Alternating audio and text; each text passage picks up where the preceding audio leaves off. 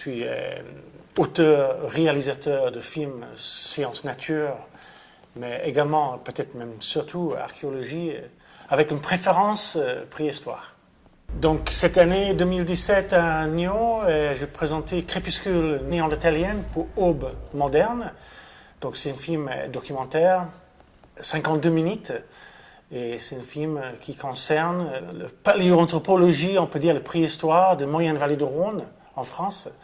Et dans ce film, j'ai suivi l'équipe de Ludovic Slimak, l'équipe CNRS, le chercheur Ludovic Slimak.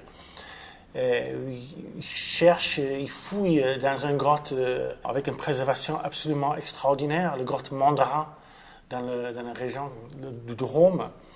Et dans cette grotte, il y a une sédimentologie en archéologie préhistorique absolument préservée avec une qualité sublime et une multitude de pages à travers le temps, donc très très lisible. Depuis 25 ans, cette équipe fouille dans cette petite abri sous roche, Mandrin, et une seule particulier a vraiment attiré l'attention de cette équipe, c'est le sol qu'on appelle le sol néronien. Donc le film Crépuscule néandertalienne pour Aube moderne parle de cette sol extraordinaire néronienne. C'est un film qui a été primé en octobre 2016 à Narbonne. Donc là, j'étais évidemment ravi. Mais on ne fait pas un film pour avoir un prix. Une prix, donc ce film-là, en l'occurrence, a eu 2 prix, prix de jury et prix de public. Un prix est une façon de soutenir le film. Le prix, ce n'est pas pour une réalisateur, ce n'est pas un cadeau, on n'est pas dans une compétition de mon point de vue. Quand un film reçoit un prix, c'est-à-dire une reconnaissance, ce film est donc accepté scientifiquement. Ça permet que le film peut être davantage diffusé. Cette communication par biais audiovisuel est la raison d'être du film. De simplifier les données scientifiques, de le vulgariser, d'essayer de le vulgariser, de le rendre, cette connaissance émergente, extraordinaire en archéologie, au grand public. Donc, d'avoir un prix permet davantage de faire connaître ces recherches. Ce n'est pas de me faire connaître. C'est le film a une vie en soi. Quand on fait un film, c'est un travail extraordinaire, c'est un travail énorme, mais nous sommes propulsés par le désir de communiquer ces données fascinantes envers le grand public.